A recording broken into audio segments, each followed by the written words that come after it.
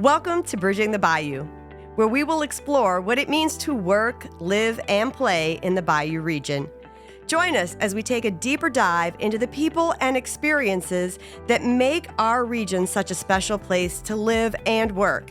On each podcast, we will talk to individuals who are making our region grow and go, who are making strides in uplifting our community. This year, Fletcher Technical Community College is celebrating its 75th anniversary, 75 years of changing lives. This is a podcast of Fletcher Technical Community College.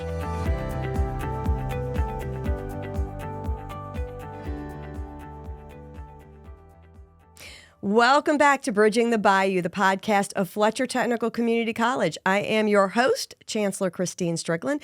And boy, have we got a special episode for you here today. I am being joined by the new Louisiana Community and Technical College System President, President Richard Nelson. Welcome to the podcast. Welcome to the system. Thank you. Thank you for having me. So glad that you could join us today. This year, Fletcher is celebrating its 75th anniversary. And so really honored and so pleased that you could join us early in the year to help us not only celebrate 75, but to welcome you to the system. Oh, no, thanks. It's an honor to be here. It was an honor to get this position. I'm really excited about it and something that I didn't necessarily pursue, but it kind of pursued me, and I'm really happy to be here. Wonderful. Well, look, as always, we love to get started with 5 questions in 5 minutes, so 5 in 5, just to get to know you a little bit better. So are you ready? I'm ready. All right, let's do it. On the hard days, what keeps you motivated to continue to do the work that you do? I would say I'm generally a pretty driven person, so I kind of look at the far off goals. I think, honestly, being in the legislature, you kind of have to do that because you spend a lot of days getting defeated. But I always just kind of look at why am I here? What's the point? I try not to do things that I don't believe in. And so if you have this kind of overarching feeling of purpose, you get beat down some days and you just get up and go up the next day. It's funny because I've had somewhat of a political life, right? And politics is always a roller coaster. You're on top of the world one day and then the next day you're, crashing on the rocks. And so kind of keeping that long-term purpose of why you're here, I think kind of always kept me going.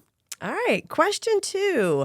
If you had a song that was the theme song of your life, what would that song be? I don't know. So it's funny. I always listened when I was in law school on my way to go take my law school test. I would listen to 2 songs. One was How Do You Like Me Now by Toby Keith. Yeah. And the second one was Hell's Bells. So Hell's Bells was the second one that, one of them is, I guess, somewhat of an anthem. And the second one just kind of gets you pumped up. I love it. Great picks. All right. A book that you could go back and read again and again. Just love it. Sure. Capitalism and Freedom by Milton Friedman was probably one of the, I would say one of the most influential books for me as far as putting perspective on problems. And I really enjoyed it. And I had a friend he and I always had these, really deep economic discussions. And he would say, you really read this book, Milton Friedman, Capitalism and Freedom. And when I read it, I was like, man, this dude thought all the stuff that I did in like 1960, so it's kind of funny. And that was really my first exposure to that. It's one of those times when you read something that you have always thought that somebody else wrote more eloquently than you could ever put it. And so Capitalism and Freedom, I think, is one of my favorites. All right. And we're going to post that one in the show notes so that folks want to go out and take a look at it. Yeah, everybody should read it. Excellent. All right. So when you are not wearing your system president hat, what do you do to recharge and disconnect? I have been reading the Economist Magazine since I was probably 19. And so I was at LSU and I went to this, some little seminar that they had. And there was a guy there that said, if you want to learn everything about the world, go read the Economist Magazine, cover to cover. And I started doing that probably when I was 19, and I didn't understand any of it pretty much. It's like pretty high level, world politics, economics, finance, all this stuff. And then, now I'm, 39, so it's been, 20 years. And, that's one of the ways I can kind of just connect to the rest of the world, unplug.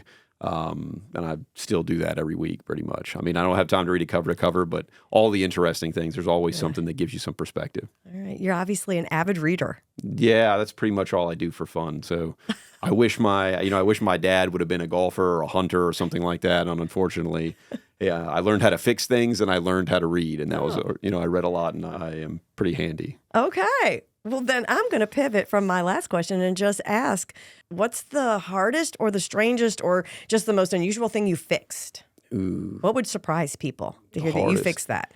So people are usually surprised. I'm kind of a crack HVAC person. My dad had some houses, like rental house and stuff, and he also was just totally averse to ever paying anybody to do anything. And so, I learned how to fix, dishwashers, HVAC, do electrical work. I can pretty much do anything in a house. It's kind of just things I picked up over time from him that he was just honestly just wouldn't want to pay anybody. So he's like, we're going to figure out how to fix it, and I had a cousin that's an HVAC guy, and so my dad would just call him all the time and be like, Rocky, how do we fix this? How do we do this? And you kind of learn that over time. Excellent. Well, look, I know a place that could probably give you an honorary HVAC degree if Yeah, you're I can interested. actually learn legitimately how to fix things instead of the school of hard knocks or whatever. There you go. Well, look, I probably need the same. My parents had this lamp. I can remember I was little, but it didn't have a light bulb in it. And I was like, I wonder if this thing is plugged in. And I put my fingers in it. Yeah, teach you a lesson, huh? That's the last time you do that one. Yeah, It was the last time I did that. Well, thanks for playing along so that we could get to know you a little better. I want to take some time and just turn our attention to the new role. And you mentioned briefly the opportunity to come to the system. And I'm just interested, when you think about 5 or 10 years from now, when you're thinking about our system and maybe looking back on what you've accomplished as system president, what do you think success looks like for our system and then maybe even for you personally in this role? I kind of came to this job because I feel like this is one of the most important things that, one of the most important roles in the state. I think the system as an organization is probably one of the most important organizations in the state. So I was in the Foreign Service of the State Department. I kind of moved away, like a lot of the people I went to high school, a lot of people I went to college with. But I came back because I felt like Louisiana deserved more than what they had. I've campaigned around the state. I've been all around it for a long time now. And, the thing that people always say is, I don't understand why a state with so many resources, why are we, always last on these lists, right? And it is, in my mind, it was always a tragedy. And I really felt like, policy was really holding us back. It's not the people. It's not the resources. Not any of these things. Like, we really have a royal flush of all of the things anybody else in the world would want. Like, Louisiana has it all. But I think we just had policies that were just backwards for a long time. And so really just wanted to fix those things. And I think for the community technical colleges, we fixed a lot of these other problems. And, I've had a hand in that on, K through 12 education. Our kids went from being some of the worst, like basically 49th or so in the country in fourth grade literacy. Now they're 16th. I was happy to have a role of that in the legislature. As the Secretary of Revenue, we went from, in the 40s in our business climate rankings to now we're 31. We're top 10 in corporate income now. And we're going to continue to move up on that because we made these really historic reforms that never happened anywhere. But I'll tell you one last piece of that puzzle is now we have, plenty of jobs, but we need the people to fill them. And I think we still have, problems with poverty in this state. And the way that you fix that problem is really through the community technical college system. Those are where the jobs are that are coming to Louisiana. And I think that's where we need to move our population to. And so that's why I was happy to do this. And I think if you ask me what would be, my definition of success would be, 5 years from now, you look back and they say, Louisiana is the way to run a community technical college system. This is what everyone around the country, everyone around the world looks to see what to do. And I can tell you from the, elementary literacy, that's what they're doing now with Louisiana. They're saying, how did Louisiana, the second poorest state in the country, how did they get all their kids reading better than states that are significantly wealthier than them? They're doing that now with the tax policy. They're saying, listen, if this state, Louisiana, can get their act together and fix all these problems as quickly as we did in just 2 years, they're like, other states are now like, well, we got to copy that. And so I think imitation is the greatest form of flattery. I want 5 years from now people to be saying, holy smokes, what happened in Louisiana? They had this huge demand for jobs and they met that demand and then they did it in a way that now they can look around the rest of the country and replicate it. And so that would be what I would see as success. And I think, kind of the Papa John's rule, we got great ingredients, right? We got great ingredients. We can make a great pizza. I think at the end of the day, this is, one of the biggest challenges that we have. I kind of look at it, it's almost like, you're fighting a war. We have this huge demand for people. We have this huge demand for jobs. And, we just have to rise to that occasion. And I'm really excited about it. I think it's a great opportunity. I think Louisiana's been waiting for this opportunity to come for hundreds of years, and now it's here, and we have to just do something to seize that. Yeah, that's such a great point and so important. I think that you are spot on in that the opportunities that exist in this state are so completely and directly aligned to what we're doing in the community and technical college system that it really is our responsibility to our state and to the people that we serve to be able to connect those two things together.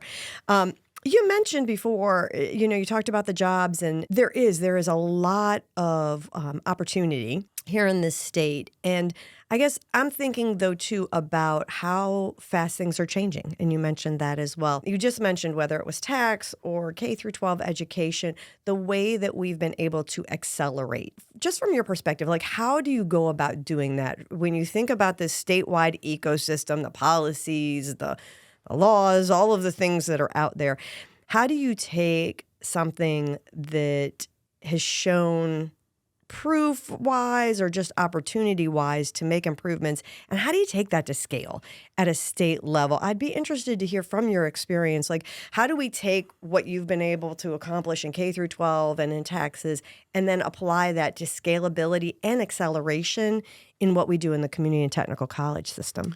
I would tell you it's with difficulty. I always say inertia is the greatest force in politics for sure, or policy in general. And so I think it really takes a very concerted and determined efforts to make those kind of changes. I'm fortunate because of just kind of my background and that I've been doing this for a little while now, that, you have to have relationships. So in Louisiana, I will tell you relationships are everything. I mean, I don't probably have to tell anybody that's from Louisiana that. Relationships are everything. You can be the smartest person in the world, have all the best ideas, and if you just got off the bus from Massachusetts and you're trying to teach them that this is how you do it, I don't think anybody's going to ever listen to you. They got to trust you before they're going to ever listen to you, right? And so I think, having honestly failed many times at this, I think that it helps to have that background where people can say, well, this guy, I've met him before. He's come to, Thibodaux. He's come to, Monroe. He's come to Shreveport. He's come to Plaquemine. I've kind of been all over the state. And so you really have to get buy-in, both in the legislature, both on a local level, and I think just generally in the public, like a sense of what people are looking for. So, I think you have to do that, and you have to build kind of these coalitions of folks that are on board with it. And honestly, you have to be willing to fail. If you go out the first time and you think you're going to, hit a home run, it's never going to happen. But I think it's very important to kind of plan and strategize, what are the things that you can accomplish immediately, and then what is the long-term vision? And you keep trying to whittle away at achieving that long-term vision with a plan of, political reality. You start with the ideal solution, and then you work backward to one you can get passed through the legislature, right? And so if you start with the best solution, then whatever you pass is definitely going to be better, right? I think in Louisiana, I'll tell you one of the biggest strengths that we have, and I've said this in pretty much any arena, is that we are a relatively nimble state. Like, if you're trying to convince the state of California, New York to do something, you got to convince 30 or 40 million people. So you got 4.5 million people in Louisiana, something like that. And, I think everybody kind of plays on the same team. They're all trying to make it better. We're all in the same boat together. Right. And I think that allows us to be more nimble in solving these problems compared to if you're in a bigger state. If you're trying to change the direction of the ship in a state like Texas, it's a lot harder. You got a lot more people you got to convince. It's a lot more money and interest and everything else. Yeah. In Louisiana, I think everybody's kind of, whether you're, in the tip of the boot or in the top, everybody's kind of in the same boat, and we're all trying to fix the problems. And so I think it's easier and being more nimble to make these kind of big changes more suddenly. Yeah. And, I had an opportunity yesterday to spend a little time with you virtually. But one of the things that I walked away from that conversation with, that I actually made a note, was you had said something along the lines of, you want the big ideas, to bring you the big ideas. And there's nothing that's sort of out of bounds. Like, if you think that it's a viable potential option for us, bring it to the table. Let's have the conversation. Is that something that goes back in terms of your own experience with what works and what doesn't work, in terms of just getting those big ideas out on the table? I spent 7 years in the Foreign Service, right? And so I spent a lot of time going from country to country around the world. The thing that strikes you is when you drive across a border, essentially the same people, essentially the same infrastructure, the same landscape, the same everything, and yet the policies on one side of the border can make the quality of life of people completely different on the other one, right? And so you kind of see the impact that those kind of things have, like essentially just the human institutions that are built, right, on what the impact they have. And so when you see that all the time, and I was relatively young, I was in my 20s when I was in the State Department, and you kind of see that all the time. You come back to Louisiana and you're kind of like, well, it's really just a lot of the policies we put on ourselves that really have held us back, because there's no reason that we shouldn't be like Texas. Honestly, we should be economically way more advanced than Texas. We have way more resources than they do. But I think when you look at it from that perspective, you see that anything can be changed. All those things are just essentially words on paper, right? You can change how those are. Now, there's cultural institutions, there's political institutions, there are economic institutions built around those things, but you can change that, and it takes a little bit of time. But I think if you recognize that as kind of a root cause of the problem, I mean, there's really no excuse to not trying to move that and change that. And so I really do think that, you can make those big changes. If you don't do it immediately, you can do it on the second try or the third try. But even the Constitution, I think you might have heard me. I was like, I've amended the Constitution successfully twice. Yeah. I think we'll get another round in the spring this year to try and do it again. But I think that anything can be changed. It just takes, kind of like the Shawshank Redemption, pressure and time, right? Yeah. And so I will continuously apply the pressure, and hopefully, we'll all be around when it changes. Enough time, yeah. And we are very aligned in that. My team will tell you here that there are a lot of times when I'll say, let's fail frequently and let's fail fast. Let's try the big thing. I agree with you. If you're not making mistakes or failing, you're probably not trying hard enough.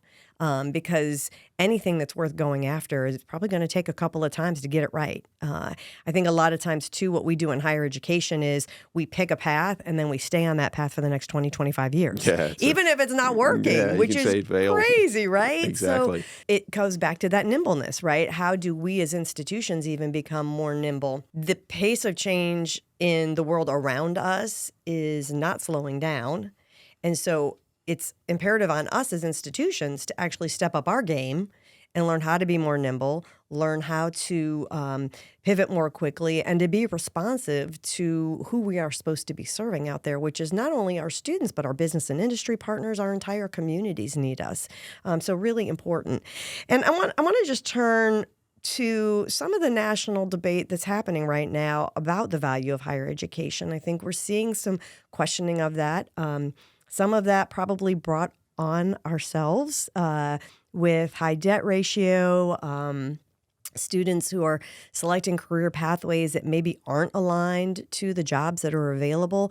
And I'm just wondering, where is the opportunity, or do you see an opportunity for us to change that narrative? I think the other thing we've struggled with historically is community and technical colleges. We're all part of the higher education ecosystem, but we are different than a four-year university, whether that's a regional or even a research, right? Certainly Fletcher is not Harvard, nor should it be. Mm-hmm. But how do we go about reinstilling confidence in what we do here with the folks that we serve? I think that the country in general, in the United States, I think we kind of somewhat lost our way in higher education. I mean, not totally, but I think we kind of started selling this idea that, everybody was going to be a neurosurgeon and that everybody needs to go to four-year university and then go get a graduate degree.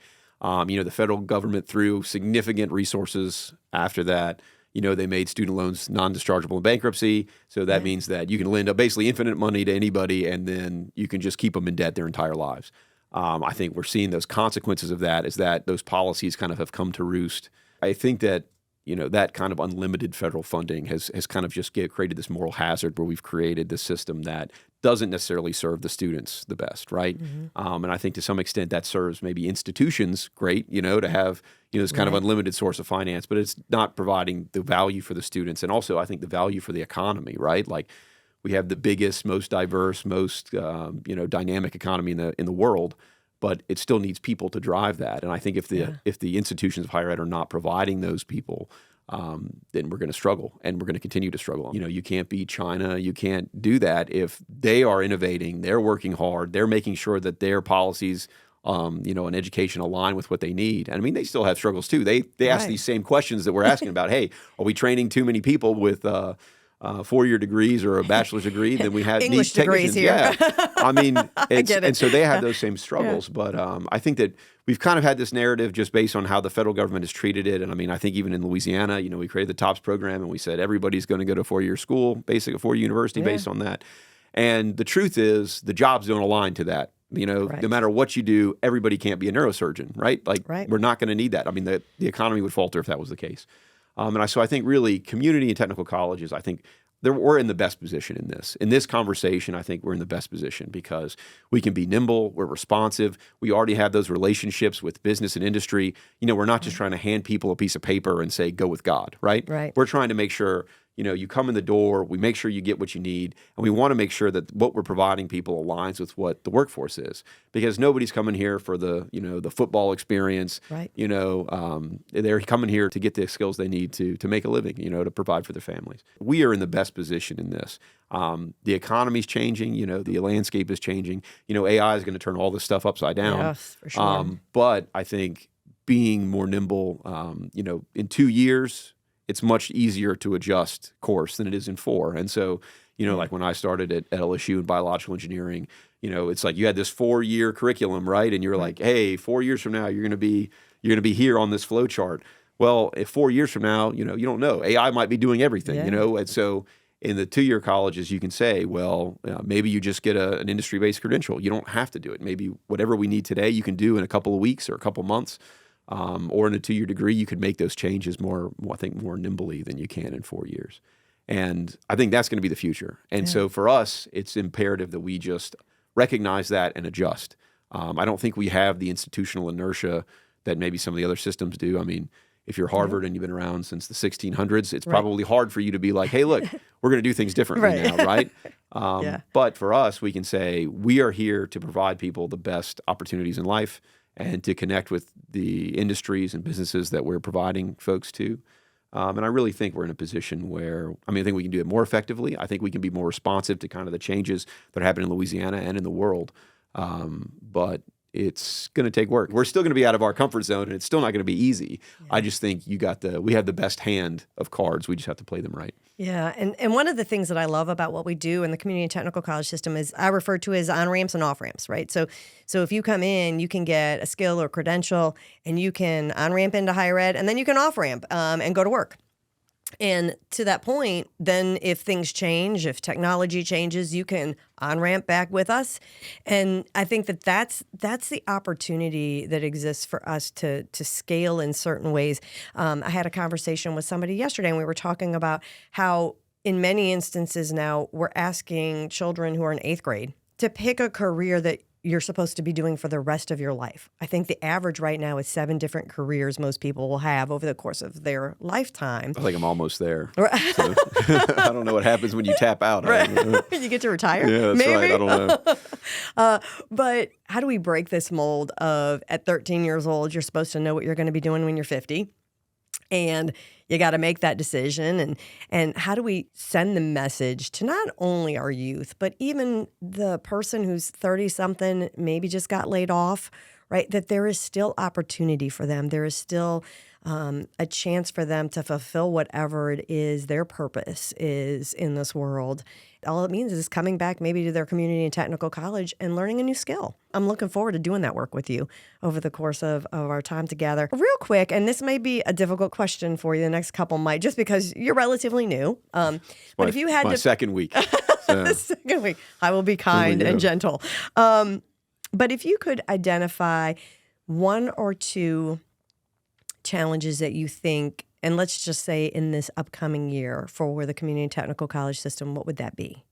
I would say I kind of break things into, kind of these tactical, tactical problems that we can fix relatively quickly and the strategic ones that are going to take time. And I would say, in this year, there's more of the tactical side. Yeah. I think there's definitely some investment in the system that hasn't been going on for the last couple of years. And so I would like to be able to secure some of that so that, I think give the colleges some breathing room and making sure that, they have some funds that they need to do some, I think, critical investments. I think we are a growing system. I think we are going to have a greater demand, especially from, whatever it is, $80 billion of economic development projects coming to the state in the next couple of years. Right. It's going to put a strain on the system that we have to invest in now so that we can address that in the future. So that would be one of the things I do, or that I think we have to do. And I would say the second one is probably, I think, educate either, the legislature, policymakers, maybe the public in general on the value that we bring to the table. Because I think it's underappreciated. The legislature in general, I think they understand that there's great value in the system, but I think that they don't realize the level of investment Louisiana puts into it versus what other states do. and the disparity between, the 2-year and 4-year institutions. And so I think we got to emphasize that. And then I think the public in general. I mean, I think we need to work together as a system and then, with other folks to really emphasize the value that we bring because, you can come here and, within a much shorter period of time, make a lot more money than you can. And with a lot less, honestly, with a lot less invested on your part too. And I don't know that message really gets out there. I think that a lot of people view the community technical colleges as kind of like, oh, well, maybe if you said college isn't for me right off the bat, then you can come here and get some kind of, work skill. Or they said, oh, I went to LSU and, it didn't work out for the first year. So now I'm going to go work for a year or two and then end up coming back here. And that really should not be the case. And I think if you look at other countries, that's not necessarily how they align, right? They'll say, hey, look, we're going to make sure that you can succeed and you can have something to do. Doesn't mean you have to do it forever. I mean, you might go work in there. I was joking about air conditioning. You can do air conditioning for a few years, honestly, make a pretty good living, and then decide, you know what, I don't want to do that anymore. You can go and get an engineering degree. You can do other things, but, you'll be probably more seasoned in life. You'll probably have more money. It'll probably be cheaper. You'll make a wiser decision when you jump into that. I think we need to make that process as easy as possible. I think that that's one of the things that I would like to make sure that we do is that, if you come here and you get some kind of industry credential or whatever, that you can use that and translate that and stack on that to do something later on if you want to change your mind and go do somewhere else. Because practically, the economy is going to change. Our lives are going to change, and we don't know what it's going to be. Yeah. So you got to be nimble, and you have to make it so that you can't start back at zero every time. You got to make these changes. You got to be able to build on it. And so some of these challenges have existed here forever, and we just haven't solved the puzzle yet. I think some of them are going to be new because the economy is being so dynamic in Louisiana and then in the country in general. But I think we can address them. I really do. And I think, Louisiana's in a good spot because we have a system of community technical colleges. A lot of states don't. Right. They're just all one off. You're fighting the world yourself, right? If Fletcher was the only one fighting all these problems all by yourself, I think it's easy to be overwhelmed. Yeah. But I think if we work together as a system, we can move things in the right direction and I think make some of these bigger strategic changes to make all of these better success attainable for everybody. Awesome. And I'm so glad to hear your comments around not just the funding, but the awareness. I don't think many people recognize that in the past 4 years, Fletcher has experienced a 52% growth in enrollment. Yeah. And that is significant. It's significant in terms of who we serve and more people just seeing the value in what we provide. But with that growth, it comes a need for more instructors and all of the other things. So I'm, excited about that work. To some extent, we're victims of our own success, I think, because, people see the great output and they're just like, wow, you guys are doing amazing things. Everybody's kid I know is going to the community college. And they're like, yes, but we still get the same amount of money that we got in, 2016 or something like that. So at the end of the day, the resources from the state has to align to support that. Otherwise, it's essentially unsustainable, right? And so I think we've had, this COVID money and everything else has kind of floated, kept the trains on the tracks for a little while. But the state is going to have some kind of, especially with all these projects coming down, they're going to have to make investments in this for us to be able to meet the needs of the future. For sure. So is there anything in the past 2 weeks that surprised you about the community technical college system? Honestly, I really enjoyed the first 2 weeks. I think, a lot of times everybody's had a new job. A lot of times you regret taking a new job in the first 2 weeks. You're like, what have I got myself into? And really, I think everybody's been very welcoming. I think there's been, a lot of pent-up demand for change. That's essentially what I am and what I do. So if I got here and they said, hey, look, we've been doing this for 20 years and we don't need anything to be different. It's a lot harder to, I think, enact any kind of institutional change. And so I think there's a very strong, both in the system and then I think in my conversations with the chancellors and the colleges, I think everybody's like, hey, look, we're on board. We're going to do big things. And so that's been really positive. I'm not from higher ed in general. I didn't know how frosty my reception would be on, they say, well, this is just, who's this guy? Is he coming here? But it's been very positive, I feel like. And so I'm excited about it. I hope people are excited about it behind my back as much as they are to my face. But I really do think that we can do great things. And that's why I came here. I'm joking about that yesterday at our chancellor meeting. And I was like, I'm here because I want to be. And I really think this is going to be the most impactful organization for the state's future. There's nowhere else I'd rather be. It's going to be the biggest engine of driving, I think, the growth in the state. And I think, raising people raising their level of income, raising their credentials and success. I think this is where it starts. And, I'm really excited to be here. Good. Well, we are excited to have you here. The team here will tell you what they say about Chancellor Strickland is she never met a big idea she didn't like.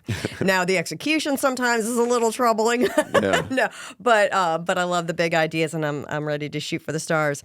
Many of our listeners know I love to end each of my interviews with a little tidbit that I've been able to find out about my guests. And unfortunately, I think you're so new that I haven't quite figured out the network to get some good stories on you. So I'm going to ask you kind of a softball one, but I think one that'll give us some insight. Favorite country you've ever visited? You mentioned that you've kind of traveled a lot internationally. I'm just curious, where's some place that we all need to see, go to, some point got added to the bucket list? I would say Slovenia. Absolutely beautiful country. I went there in 2021, I think, for the first time. And it's just, honestly, one of the most beautiful places. It's like if Cinderella was an actual place. Like, there's just like these castles over beautiful lakes and the mountains and everything else. It's a absolutely beautiful country. I mean, and it's kind of somewhat off the beaten path. It's right next to Italy and Croatia. But it's a really beautiful place. That's one of the only places that I would have said, I can buy a house and I can live here. And, Nice. I've been a lot of other places, they're all nice, but at the end of the day, that was one of the ones that kind of really surprised me of just how beautiful it was, how nice everything was. And, so one of the only places that I'd say, hey, look, I could buy a house and I'll just live here and just turn off the lights in my office and be like, hey, if you need him, he's on the other side of the world. Yeah, and that is not some place I think a lot of people probably think about going to. So Yeah. No, awesome. like I said, Slovenia is really great. I would highly recommend the Baltic countries. Maybe not now because I guess there's some turbulence with Russia, but the Baltic countries I always thought were really underrated. There's nobody ever really goes there, but they really have some interesting history. They were occupied by the Soviets and all this other stuff, but like Estonia, Lithuania, and even Finland, which is on the Baltic, kind of Scandinavian, but they're all really interesting places too. Excellent. Well, thank you so much. And thank you for joining me on the podcast. I was like, I hope I can get him to come on. And I knew you were relatively new. So thank you so much for coming on and sharing with us your vision of where you hope to go and just being a tremendous supporter for the work that we're doing across the state. Really appreciate that. And we're going to add some things to the show notes for all of you, especially if you're interested in learning more about some of the great work that's happening at our system level. The Louisiana Community and Technical College System. We'll post a little link to that website in our show notes. But for right now, I want to encourage all of you to continue to be involved with us as we celebrate 75 years of changing lives. And as always, be sure to like and follow us wherever you get your podcasts. We'll see you soon here on Bridging the Bayou. Thank you for listening to Bridging the Bayou, the podcast of Fletcher Technical Community College. Be sure to like and subscribe wherever you get your podcasts.